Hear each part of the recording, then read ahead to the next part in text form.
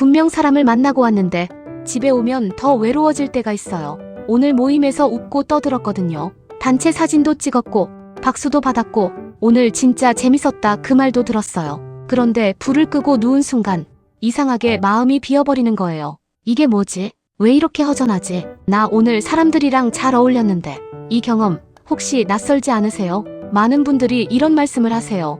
혼자 있을 때보다 사람들이랑 있을 때 더 외롭다고요. 그렇다면 외로움은 정말 사람 수의 문제일까요? 오늘은 그 질문에서 시작하려고 해요. 시카고 대학의 신경과학자 존 카치오포 박사는 평생 외로움을 연구한 사람이에요. 그의 결론은 이거였어요. 외로움은 혼자 있는 상태가 아니다. 내가 연결되어 있다고 느끼지 못하는 상태다. 혼자 있어도 전혀 외롭지 않은 사람이 있어요. 반면 100명이 있는 파티에서 극도로 외로운 사람도 있어요. 같은 상황인데 왜 이렇게 다를까요? 카치오포 박사는 말했어요. 외로움은 내가 얼마나 고립되어 있느냐의 문제가 아니라 내가 얼마나 연결되어 있다고 느끼느냐의 문제라고요. 이게 중요한 이유가 있어요. 외로움을 고치려면 사람을 더 만나야 한다고 생각하잖아요. 그런데 만약 연결감의 문제라면 아무리 사람을 많이 만나도 해결이 안 돼요. 실제로 연구에서도 그랬어요. SNS 팔로워가 많아도 외로움 지수는 높았고 친구 목록이 긴 사람도 깊은 외로움을 느꼈어요. 그렇다면 연결감은 어디서 오는 걸까요? 여기서 한 심리학자의 이야기가 등장해요. 리처드 슈워츠 박사는 미국의 가족치료사예요. 그는 수십 년 동안 내담자들의 이야기를 들으면서 하나의 패턴을 발견했어요. 사람의 마음은 하나의 단단한 덩어리가 아니다. 마음 안에는 여러 부분들이 살고 있다. 이게 내면 가족 체계, IFS의 시작이에요. 비유를 하나 드릴게요. 우리 마음을 커다란 저택으로 생각해보세요. 이 저택에는 여러 방이 있어요. 지하실에는 상처받은 아이들이 있어요. 오래전에 다친 마음들이에요. 1층에는 관리자가 있어요. 모든 걸 통제하고 정리하려는 부분이에요. 옥상에는 소방관이 있어요. 급한 불이 나면 뛰어나오는 부분이에요. 그리고 이 집 전체를 부드럽게 이끌 수 있는 참나인 셀프가 있어요. 오늘 이 4명을 차근차근 만나볼 거예요. 왜냐하면 외로움이 어디서 오는지 이 저택 구조를 알면 비로소 보이거든요. 지하실로 내려가 볼게요. 여기 있는 아이들을 심리학에서는 추방자인 에그자일라고 불러요. 추방자라는 이름이 좀 낯설죠? 이 아이들은 상처를 너무 깊게 받아서 우리가 일상에서 마주치지 않도록 저 아래에 격리해둔 마음이에요. 어릴 때 무시당했던 기억, 친구들 앞에서 창피했던 순간, 가족 안에서 혼자 버텨야 했던 시간, 사랑받고 싶었지만 말하지 못했던 마음. 이 아이들은 2가지 믿음을 가지고 있어요. 첫째, 나는 사랑받을 자격이 없어. 둘째, 결국 사람들은 나를 떠날 거야. 이게 생겨난 건 아이의 잘못이 아니에요. 그 시절 너무 어렸고 혼자서는 감당하기 어려운 일을 겪었던 거예요. 그래서 그 아픔을 지하실에 묻어뒀어요. 잘 살아남기 위해서요. 여기서 중요한 게 있어요. 이 아이들은 약한 마음이 아니에요. 오래 버텨온 마음이에요. 혼자 감당하면서도 계속 존재한 정말 강한 마음이에요. 그런데 이 아이들이 외로움과 어떻게 연결될까요? 이 추방자들은 어떤 신호를 만나면 지하실에서 올라오려고 해요. 누군가가 나를 무시하는 말을 들었을 때, 소중한 사람이 차가운 표정을 지을 때, 오랫동안 연락이 없을 때, 또 혼자 남겨진 것 같은 느낌이 들 때, 그 순간 지하실 문이 흔들려요. 아이가 올라오려고 해요. 나 여기 있어. 나 아직 아파. 그런데 1층에 있는 누군가가 그걸 허락하지 않아요. 1층으로 올라왔어요. 여기에는 관리자 매너저가 있어요. 관리자는 나쁜 존재가 아니에요. 사실 관리자는 우리의 보호자예요. 지하실 아이가 다시 상처받지 않도록 모든 상황을 미리 통제하는 역할을 해요. 그런데 방식이 좀 거칠어요. 관리자가 하는 말들이 있어요. 실수하지 마. 좋은 사람으로 보여야 해. 거절당하지 않게 조심해. 먼저 연락하지 마. 기대하지 마. 너무 마음 주지 마. 어디선가 들어본 목소리 같지 않으세요? 카톡 답장을 쓰고 또 지운 적 있으세요? 모임에서는 잘 웃다가 집에 와서 혼자 되감기한 적 있으세요? 내가 이상하게 말했나? 상대가 표정이 왜 그랬지? 나 혼자 너무 많이 떠든 거 아니었나? 이게 다 관리자의 일이에요. 관리자는 끊임없이 점검해요. 당신이 안전한지, 상대가 당신을 좋아하고 있는지, 실수는 없었는지. 관리자의 목표는 딱 하나예요. 지하실 아이가 다시 올라오지 않게 하는 것. 그 아이가 올라오면 또 상처받을까봐 무서운 거예요. 그래서 관리자는 관계에 브레이크를 걸어요. 먼저 다가가지 않고, 솔직하게 말하지 않고, 속마음을 보여주지 않아요. 그러면 어떻게 될까요? 사람을 만나도 깊은 연결이 안 돼요. 웃고 있어도 어딘가 거리가 있어요. 집에 돌아와서 불을 끄면 그 거리만큼 공허해지는 거예요. 그게 외로움이에요. 관리자가 오히려 외로움을 만들고 있었던 거죠. 그런데 관리자가 항상 버티는 건 아니에요. 한계가 있는 날이 있어요. 상사에게 모욕을 당한 날, 연인에게 차가운 말을 들은 날, 친구 단톡방에서 나만 빠진 걸 알게 된 날, 가족에게 오래된 상처를 다시 건드림당한 날, 그 순간 지하실 문이 열려요.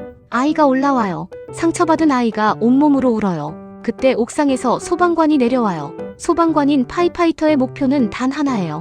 지금 당장 이 불을 끄는 것, 어떻게든 이 고통을 멈추는 것. 그래서 소방관은 뭔가를 찾아요. 빠르고 자극적이고 즉각적인 것을. 배가 고프지 않은데 먹어요. 졸리지 않은데 쇼츠를 밤새 봐요. 필요하지도 않은데 쇼핑을 해요. 마시고 싶지 않은데 술을 마셔요. 피곤한데 게임을 멈추지 못해요. 그 다음 날 또 이랬네 하고 자책하잖아요. 여기서 정말 중요한 말을 드리고 싶어요. 그 행동들이 문제라기보다 그 행동들이 대신 꺼주던 불이 있었던 거예요. 자책할 필요가 없어요. 소방관은 나쁜 의도가 없어요. 단지 너무 급했고 너무 절박했고 불을 끄는 방법이 그것밖에 없었던 거예요. 그 불이 뭔지 알면 불 끄는 방법도 달라질 수 있어요. 이제 조금 다르게 보일 거예요. 외로움은 단순히 혼자 있는 시간이 아니에요. 내 안에서는 이런 일이 벌어지고 있어요. 지하실 아이는 울고 있고 관리자는 그 아이가 나오지 못하게 막고 있고 소방관은 고통을 끄려고 자극을 찾고 있고 이 집 전체를 부드럽게 이끌 수 있는 참나는 어딘가 뒤로 물러나 있어요. 이 상태에서 우리는 사람을 만나도 외로워요. 왜냐하면 사람과 연결되기 전에 이미 내 안에 나와 끊어져 있기 때문이에요. 관계에서 연결감을 못 느끼는 건 상대가 나쁜 사람이라서가 아니에요. 내가 그 관계에 온전히 들어가지 못하기 때문이에요. 관리자가 맡고 있으니까요. 외로움은 내면의 내전이에요. 이 전쟁을 끝내는 건 사람을 더 많이 만나서가 아니에요. 내 안의 조각들이 서로를 다시 만나는 것에서 시작돼요. 잠깐 여기서 멈춰볼게요. 지금 이 순간 몸을 먼저 안정시켜 볼게요. 스탠퍼드 연구팀에서 검증한 호흡법인데요. 아주 간단해요. 코로 깊게 들이마셔요. 숨을 내쉬지 말고 거기서 한 번 더 짧게 들이마셔요. 이제 입으로 길게 아주 천천히 내쉬어요. 이 호흡을 두세 번 반복하면 신경계가 안정신호를 받아요. 몸이 먼저 나 지금 안전해라고 느껴야 마음도 조금씩 문을 열거든요. 이제 내 마음과 만나볼게요. IFS에서 사용하는 방법인데요. 6F라고 해요. 6가지 단계예요. 아주 천천히 따라와 보세요. 첫 번째, 파인드 찾기. 지금 내 마음에서 가장 불편한 감정이 뭔지 찾아봐요. 두려움일 수도 있고 공허함일 수도 있고 답답함, 짜증, 슬픔일 수도 있어요. 이름이 뭔지 몰라도 괜찮아요. 그냥 느껴지는 게 있으면 그걸로 충분해요. 두 번째, 포커스 집중하기. 그 감정에 조용히 시선을 둬요. 피하지 않고 없애려고 하지 않고 그냥 거기 있게 두는 거예요. 세 번째, 플래시 아우트 형태 주기. 그 감정이 만약 사람이라면 어떤 모습일지 떠올려봐요. 몇 살쯤 되어 보이나요? 어디에 있는 것 같나요? 어떤 표정을 하고 있나요? 네 번째, 필 느끼기. 그 모습을 바라볼 때 내 안에 어떤 느낌이 드나요? 연민, 답답함, 두려움. 그 느낌 자체가 중요한 신호예요. 다섯 번째, 비프렌드 친해지기. 그 마음에게 조심스럽게 말을 걸어봐요. 너 거기 있었구나. 나 이제 내가 보여. 억지로 안아주려 하지 않아도 돼요. 그냥 알아줬다는 것만으로도 달라져요. 여섯 번째, 피어 두려움 묻기. 그 마음이 가장 두려워하는 게 뭔지 물어봐요. 뭐가 제일 무서워? 무슨 일이 일어날까봐 그래? 대답이 없어도 괜찮아요. 그 질문을 던진 것 자체가 연결의 시작이에요. 이렇게 생각해보면 어떨까요? 우리의 삶은 버스예요. 계속 어딘가를 향해 달리는 버스. 그런데 지금 이 버스, 겁먹은 아이가 운전대를 잡고 있어요. 옆에서는 관리자가 소리쳐요. 이 길은 위험해. 돌아가. 뒤에서는 소방관이 난리를 쳐요. 빨리, 다른 데로, 지금 당장. 버스는 흔들리고 방향을 잃고 어디로 가는지도 모른 채 달려요. 그때 맨 뒤에 조용히 앉아있던 누군가가 일어나요. 참나예요.